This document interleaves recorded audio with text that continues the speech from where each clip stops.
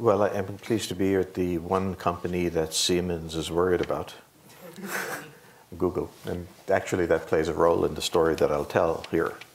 And you play a part.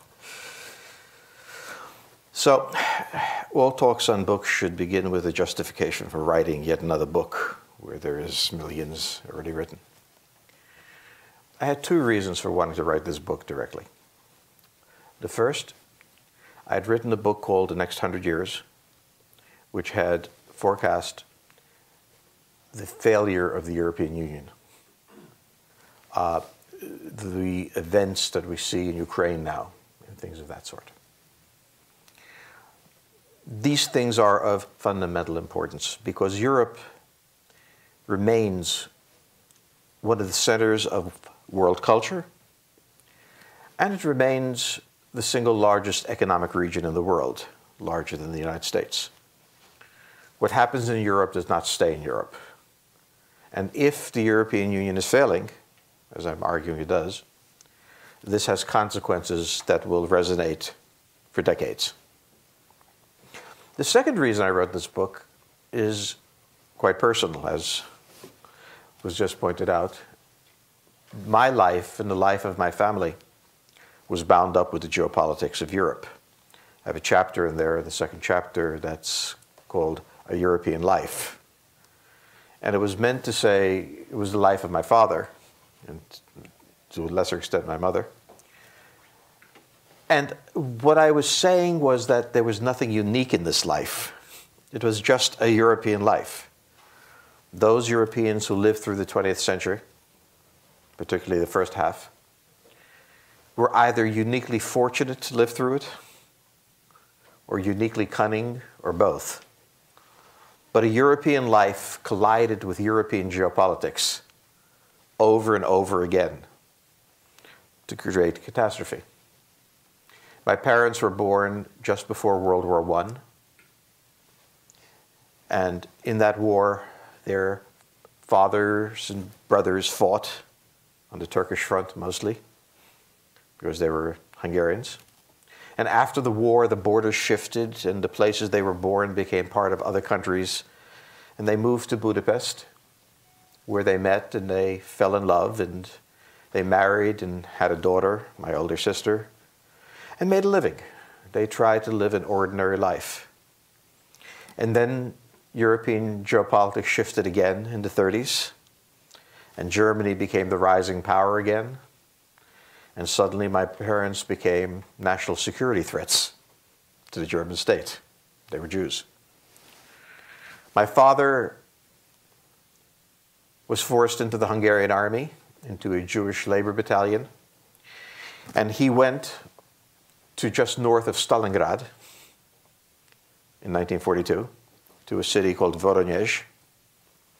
And that was exactly the point where the Soviets staged their counterattack against the German Sixth Army. My father then walked back in the winter of 42-43 to Budapest, a distance of 1,000 miles through a bitter cold winter, poorly clothed. He survived where almost everybody else in his unit died, partly by the fact that he was a tough man, and partly the fact that he was a smart man, but overwhelmingly because he was a lucky man, because that's all that really mattered. He went back to Budapest, and then for a year or so he was able to live. The Germans had not yet occupied Hungary. And then the Germans decided they had to occupy Hungary because Horthy, the leader of Hungary, was making a deal with the Russians. And they sent my father and my mother to concentration camps. My sister, at the age of 5, was left alone in a Swiss shelter to survive how she could. There was nothing unique about this life. Everybody, Christian, Jew, whatever, suffered through this. It should not be taken as a unique story of my family. It was a unique story of Europe. And then the communists came. They survived, they came back, and the Soviet army occupied Hungary. And my uncle, who was a member of the Communist Party, and part of the secret police, let my father know shortly in 1948 that he was on a list. He had been a member of the Social Democratic Party. The communists hated the Social Democrats.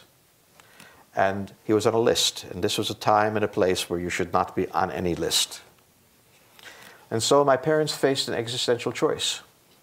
Stay and perhaps die at the hands of the secret police, or try to escape.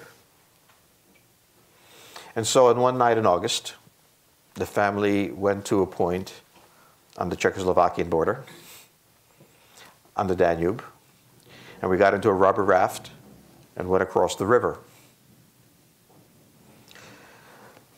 I'm told that searchlights were playing on the river and machine guns were in search towers, and it was just luck that the searchlights didn't find us. And I was, of course, asleep, drugged, because I was a danger to the entire operation. Why did we go to Czechoslovakia? Because, again, of geopolitics. The British had lost Palestine. The Israeli state had been established. And the Russians wanted to do anything to undermine the British. And they were hoping they could form an alliance with Israel and make Israel a kind of toehold for the communists on the Mediterranean. The Israelis needed two things. One was weapons, the other were Jews. The Soviets had both. And they routed these weapons through Czechoslovakia, and they routed these Jews through Czechoslovakia. And from there, they were taken to a port, Trieste, where they were shipped to Israel. And my parents sought to hook up with these Israeli smugglers, which they did in the town of Bratislava. Now, my father had no desire to go to the United States. He was a deeply committed Zionist, but he wanted nothing to do with Israel.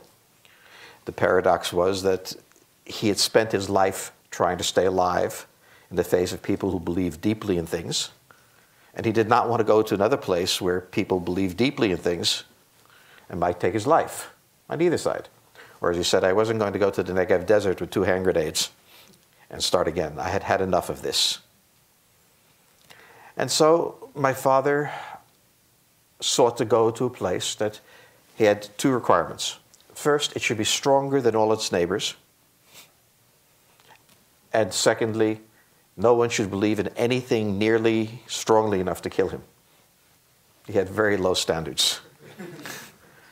He didn't want to go to Canada because Canada was a weak country and America was a strong country, and who knows what would happen. Reasoning like that. He wanted to go to the United States. To go to the United States was complex. But somewhere in this, my father made a deal where my mother, my sister, and I were allowed to go to the United States and become citizens very quickly. My father stayed behind. This was the time when the Cold War was beginning, or had actually gotten fairly intense. And the Americans, who had no idea what was going on the other side of the Iron Curtain, were recruiting anyone who even spoke the language. My father did speak Hungarian, and that was enough to be recruited. They also recruited many Soviet agents, so it was a complete disaster. It was CIA at its best. And then eventually my father came to the United States.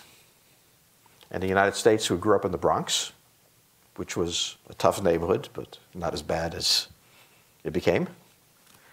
And then we moved to Queens to a little house, and he loved this house, and my mother loved the house. And it had a little garden. And one day my father heard me playing somebody called Pete Seeger on my record player. And Pete Seeger was a folk singer who spoke about little houses made of ticky-tacky and the corruption of suburban life. My father asked me what he was saying, and I said, well, he was saying that people who live in suburban houses that look alike are losing their identities. The house is their identity. They are the house. And when everything looks alike, you have become ants. There's no difference. And my father said to me, and I'll forget, and this is what Americans worry about?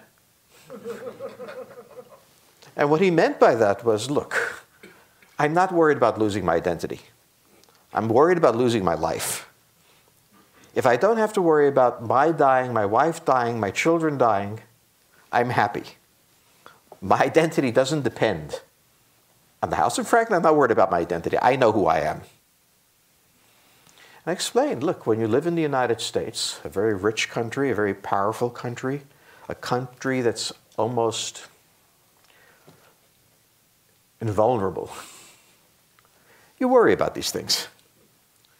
When you come from Hungary in the middle of the 20th century, you don't have to. My father said something else to me. Every American student wants to go to Europe. And I went to Europe, and I said to my father, why don't you come visit Europe with me? And his answer was, there's nothing in Europe for me. He said, don't you want to see where you're born? No, I hate them. And I said, look, they've changed. And he said to me, the Europeans will never change. They only will pretend it didn't happen. That's what caused me to write this book. The European Union was an attempt to transform Europe from a slaughterhouse into a place that had banished conflict, that had banished poverty, that had banished all of the bad impulses that were there before. It was a noble intention. But I'd come to the conclusion that the European Union was failing. And therefore the question was, what comes next? If the European Union doesn't work, are all of the monsters and fears that existed before, are they gone? And that really is what the book is about. And it begins with a paradox in Europe. Europe invented humanity. And by that I mean this. Before the European age of exploration, the Mongolians had no idea they were Congolese. The Congolese had never heard of the Aztecs. The Aztecs had never heard of the Japanese. And the Japanese had never heard of the English. The world consisted of separate little planets. There was no sense of a common humanity. The idea that there is one species throughout the world, and however different they were, it wasn't that they knew they were there and rejected their humanity. They hadn't a clue. For all its brutality, its bloodshed, European imperialism achieved at least one thing. It discovered humanity. Humanity in the sense that there is a single species, that we share things in common, and however much we may hate each other, we hate each other as humans. This was an advance. But the Europeans did more. They transformed humanity's relationship to nature. To me, the vision that I have is the movies where in pre-World War I days, a concert is held. It's a wintry night and it's dark. And inside that room, night has been banished and the winter is shut out. And elegant men and women come together to listen to Mozart. Now, from my point of view, any culture that can create Mozart is forgiven many things. You have to accept that. But it was this huge transformation of man's relationship to time. A train could travel at 40 miles an hour, 50 miles an hour. A boat could go from London to New York in a week. This was even before the age of aircraft. The entire shape of the planet, our understanding of what was possible, had been changed by the Europeans.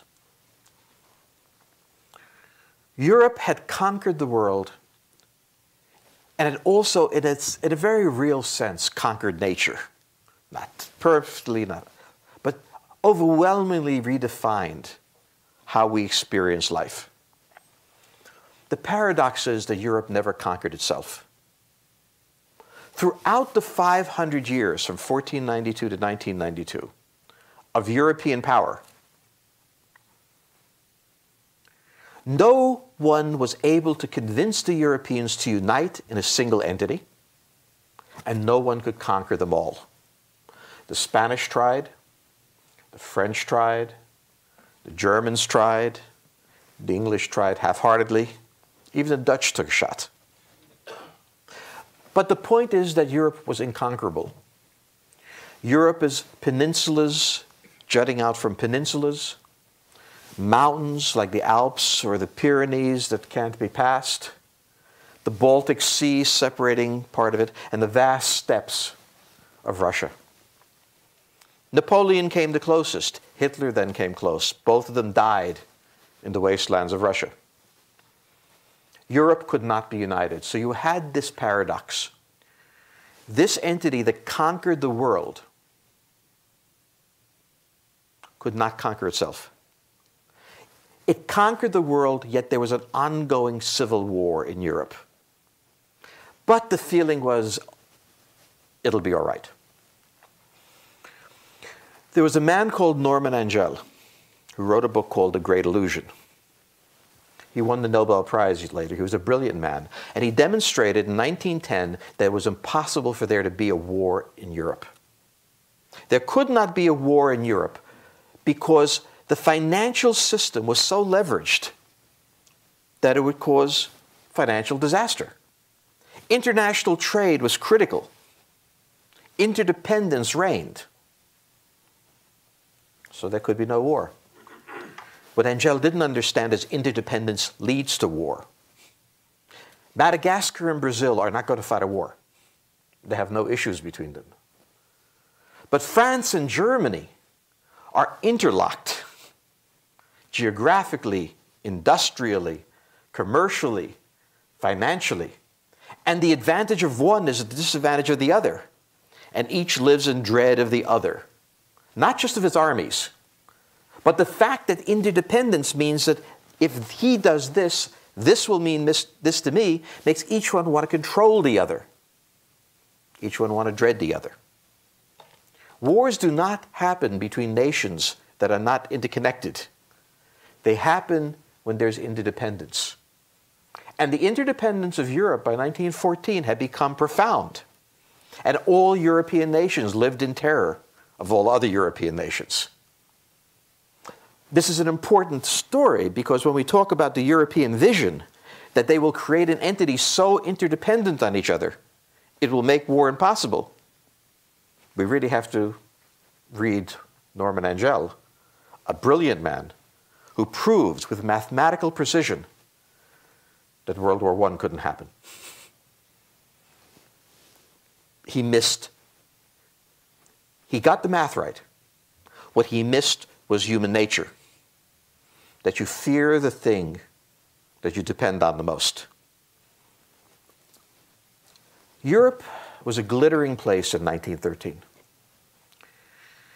It stood astride the entire world. There was no part of the world that had not been either occupied at one time by them, still occupied by Europeans, or under such heavy influence that may as well have been occupied.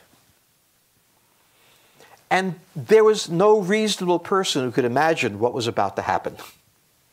Because what began in 1941 was 31 years of hell, of unbelievable slaughter. Between 1914... You went from 1913 and then said 1941. Did you mean to say 1913? I meant to say from 1914 to 1945. Thank you. As I make these mistakes, let me know.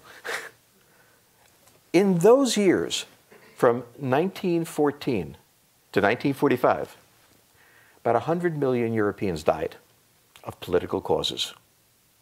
The First World War, the Second World War, the starvations in Ukraine, the planned political starvations, the Russian Civil War, the Spanish Civil War, the Holocaust, and on and on and on. This was just in Europe.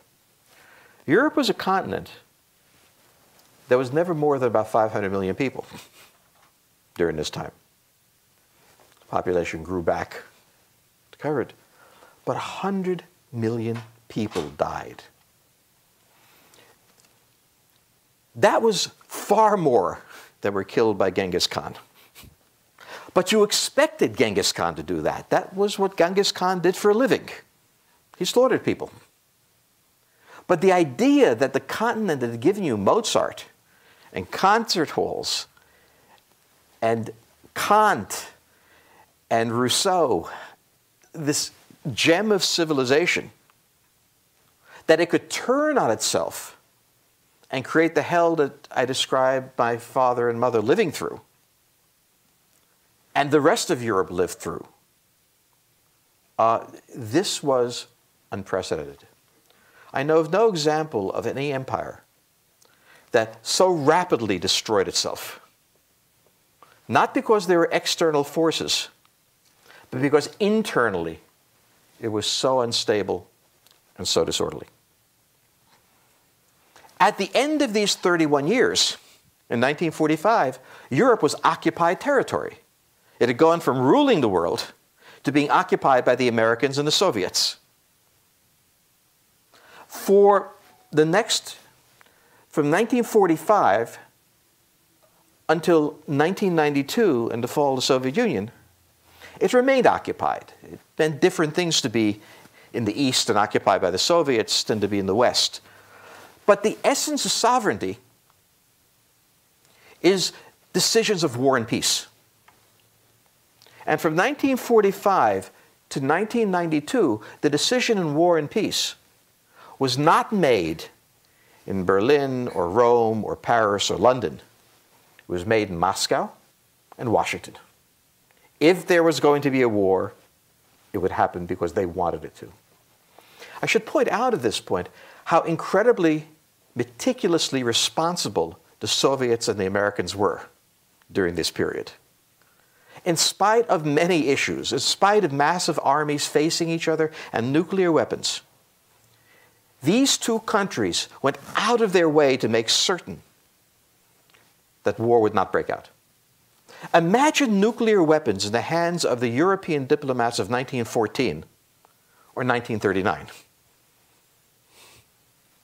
It's interesting because when I go to Europe, I'm called a cowboy, which I'm not because I'm European, but I've never met a cowboy either.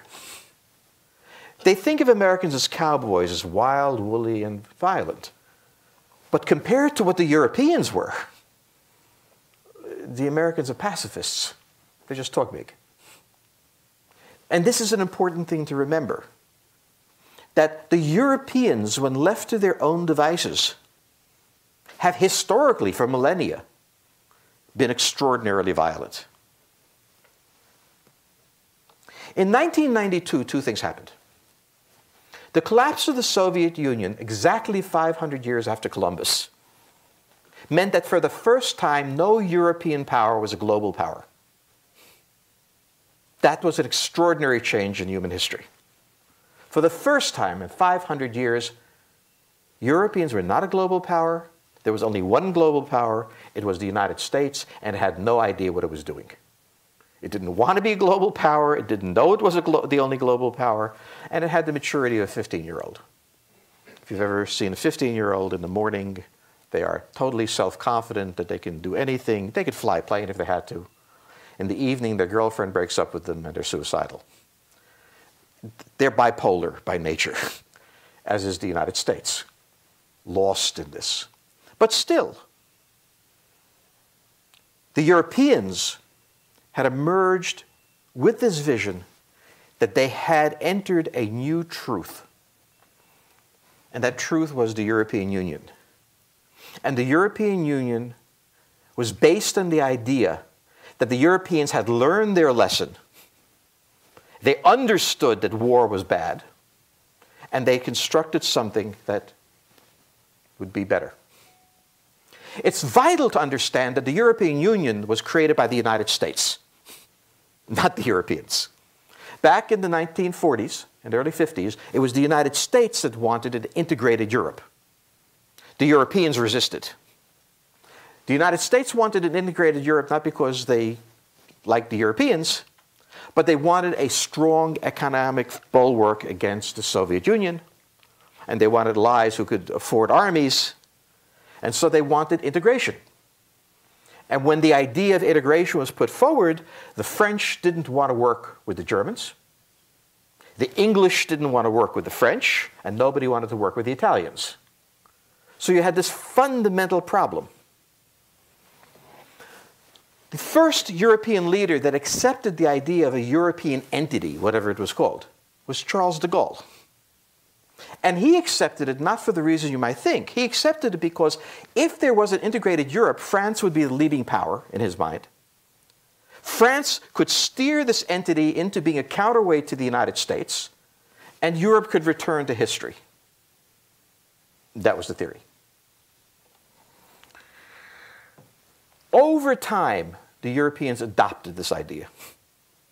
They first struggled against it, then they adopted it, and there was two European unions. One was the outer seven, the other was the inner six, and it developed onward until it became, in 1992, the same year the Soviet Union fell, the Maastricht Treaty came into force. And the Maastricht Treaty created the modern European Union, a free trade zone with some countries sharing in a common currency and a regulatory apparatus in Brussels. It was, according to its official doctrine, based on peace and prosperity. Not the pursuit of happiness, which is to say, not the American principle that you're promised nothing except the right to try to be happy. The Europeans promised happiness. They had to, because they were terrified of what would happen otherwise. So the question then became, what happens if you can't give prosperity? What happens to peace? But from 1992 to 2008, it was a period of extraordinary economic prosperity in the world. And all of the flaws, all the problems embedded in Europe were hidden. You couldn't see them. Then in 2008, in 7 weeks, the world transformed itself between August 8th, 2008, and September 15th, 2008. On August 8th, 2008, the Russians invaded Georgia. This did several things. One, it re-announced, history may not be over. The Russians have returned to history. Why did the Russians invade Georgia? The United States was busy staging, the Russians felt, orange revolutions everywhere. One of them was in the Ukraine, and this bears on what is happening today. And the Russians felt there's only one reason to stage a pro-Western uprising in the Ukraine. You plan to seize the Ukraine and attack Russia. At this time, the United States was bogged down in Iraq and Afghanistan, and that really wasn't on their minds. But it was on the Russian minds. And the invasion of Georgia was designed to deliver this message. Georgia was aligned with the United States. This is what an American guarantee is worth. And that message was not for the Georgians alone, but was especially to the Ukrainians, to the Kazakhs, to the Azerbaijanis. We're back, and we reframed history.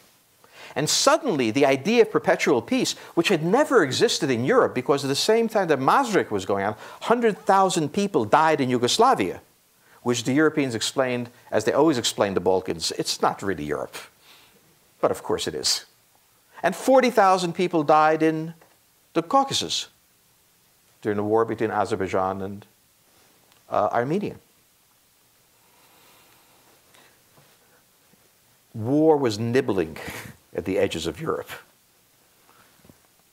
And that war that we talk about now starts there. But the more critical thing that happened 7 weeks later. Lehman Brothers collapsed. And with the collapse of Lehman Brothers, a series of events unfolds that brings us to today's crisis, this week's crisis in Greece, I should say. For the United States, this was the fourth crisis, a financial crisis since World War II. There was the municipal bond crisis. There was the third world debt crisis. There was the savings and loan crisis. And now the subprime crisis. And the United States knew how to handle this. The head of the Federal Reserve Bank, the Secretary of Treasury, and 8 bankers got into a room, broke every law in the books. There was no justification for these people being in a room together, and made a deal.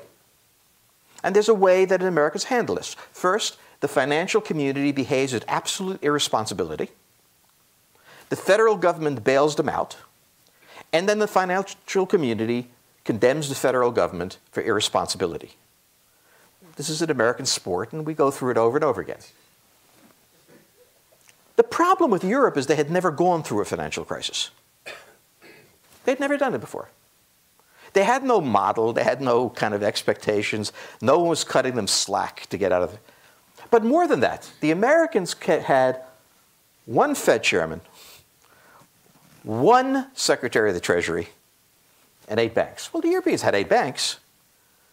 The Europeans had one ECB, but they had over 20 finance ministers, and try to get them together into a room to settle anything. The subprime crisis shook the European banking system. They'd bought lousy paper, and the Europeans always say, the Americans started this. My point is, hey, idiot, why'd you buy it? The point is that the Europeans will point to everyone else, but they bought it, and it shook the financial system. And that revealed the fundamental fault line of the European reality. Germany is the world's 4th largest economy. It exports almost 50% of its GDP.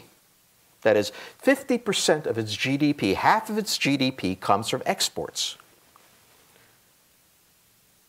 Half of those exports go to the European Free Trade Zone, a little over half. With that sort of constant surge of exports, it is almost impossible for European countries on the periphery to develop. Imagine if the United States exported 50% of its GDP and depended on that. And half of it would go to Canada and Mexico. What would the condition of Canada and Mexico be? This is what the Germans do. Their industrial plan, their economic plan, is far greater than it can consume domestically. If they don't export, they're going to have massive unemployment and economic instability. They must export. And for them, the European Union was a system for maintaining their exports. First, they had access to all these markets as if it were their own. Second, they had the political power to price the euro at exactly the point they wanted to prevent inflation, but facilitate exports. Whereas the Southern Europeans had to have some much lower price. They couldn't get it. Finally, they created a reality through Brussels. Just as Washington creates regulations, Brussels creates regulations. And the Brussels regulations, plus the tax structure of Europe, made entrepreneurial activity impossible. Entrepreneurial activity in the United States is possible first because the tax structure is such that if you happen to hit a home run, you're going to enjoy it. The tax structure in Europe is confiscatory at a certain level, so the risk-reward ratio isn't there. Secondly, they developed rules and regulations on everything from human resources to healthcare. In the United States, if you try to be an entrepreneur, it doesn't work. You go bankrupt, you walk away. When I started Stratfor, I didn't know what I was doing. But if I had failed, I could put it behind me. In Europe, you don't hire people, you adopt them. They live with you forever. It takes you a long time to unwind entrepreneurial activity. And so one of the things that happened here was that the European 1950s corporation was never challenged like the American was. It never was challenged because there was no Google coming up at them. Siemens was impervious. And that was an accident. It was built that way. And the reason that the Europeans came after both Microsoft and Google on antitrust and regulatory issues was to make it more and more difficult for them to operate in Europe. Because for Germany, Siemens and the large corporations were their system of social nets under them. You got a job at Siemens, you got promoted, you rose in the system as you did in the 1950s. It was social stability. It was inefficient, but it soaked up excess labor. What happened in the other countries? What happened in countries like Romania or Italy? Because it was impossible to be legally entrepreneurial, you became illegally entrepreneurial. You lived on the margins. And in living on the margins in these countries, the government knew you were doing it. They knew you weren't paying taxes, not that the Romanians or the Greeks or the Italians wanted to pay taxes anyway. But you're certainly not going to pay taxes if you're illegal, but the government wanted you to do it to maintain employment. Because the German pressure was so heavy, and the Germans were coming in and buying all assets that were worth anything, that you had to be off the books. As a result, you wound up with a sovereign debt crisis. That is to say, because the tax base couldn't support repayment after the subprime crisis, the banking system now faced a second major crisis, a bigger one. The bonds that governments had sold couldn't be redeemed. And then a question came up, how do we solve this problem? And there were two solutions to this. One solution was that Germany, leading Northern European countries, would underwrite the bad debts. And the other was that we would impose austerity on the Southern European countries. And the Germans thought about this for 3 minutes, and they said, I think we should impose austerity. And the bureaucrats, that thin layer of financial people, journalists, and so on, accepted this idea that we'll force them to pay it back, they'll have a bad time, and then it'll all straighten out. What they didn't realize was the massive consequences that they would set off. And the IMF has now admitted that they didn't get it. In Greece, unemployment is now 26%. In Spain, it is 23%. In southern Italy, it is 22%. In central France, it is 20%. In other words, and I should add, unemployment for those 25 years or less is 50% to 60%. These are the same numbers that existed in the United States during the Great Depression. This is a depression in Southern Europe. Where Germany has 5% unemployment, Southern Europe is in depression. And this is a depression that it can't easily recover from. What this has now become is not a financial problem, it's a political issue. When the very poor become poor, it hurts. But they understand the grammar of poverty, the structure of what it means to be poor. The people who were hit in the government cutbacks were doctors, engineers. They were the professional classes who in Europe are heavily employed by the state because the state has a much broader reach. So, and you have a national health system and you cut everybody's salary by 50%, you're cutting doctors. When the middle class, which has a clear expectation of what Europe would mean for them, that they would have, if you're Romanian and you're Italian and you come into the EU, you will have a European life. As defined by Germany, maybe not as well as Germany, but still, you'll have a European life.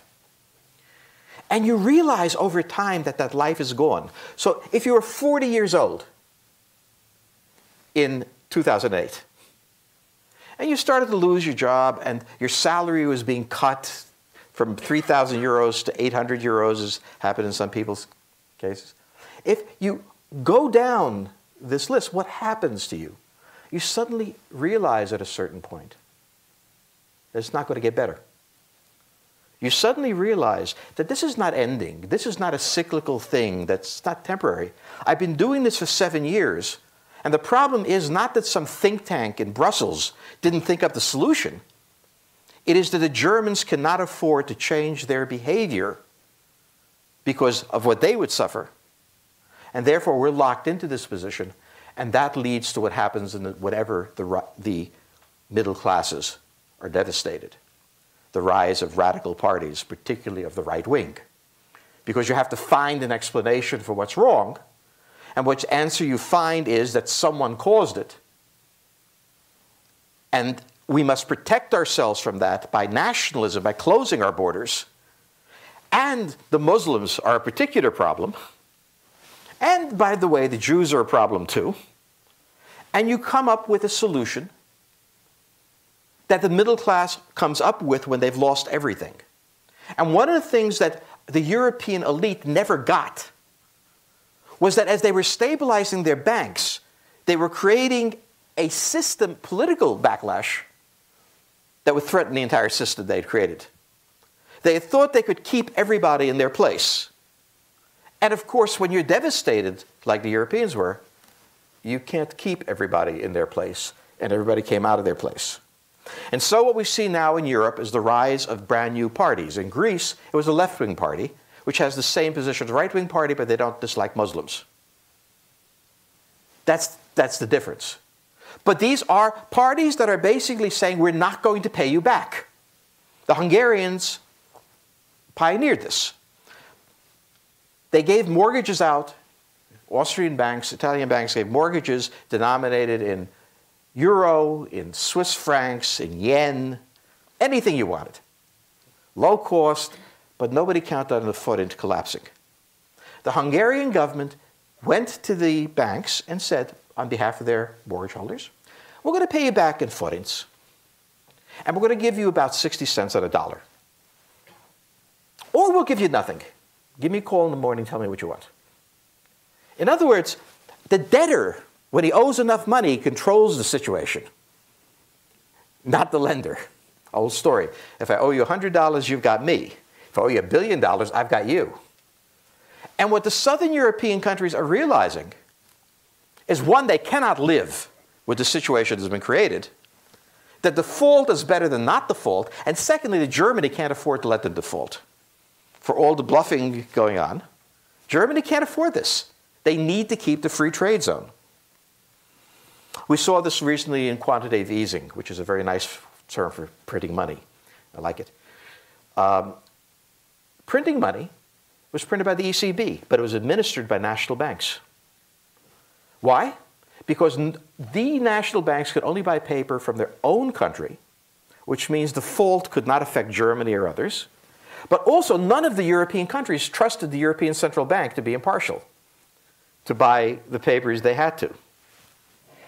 We are now back at the nation state. And in Europe, when you're back at the nation state, you're at a dangerous point.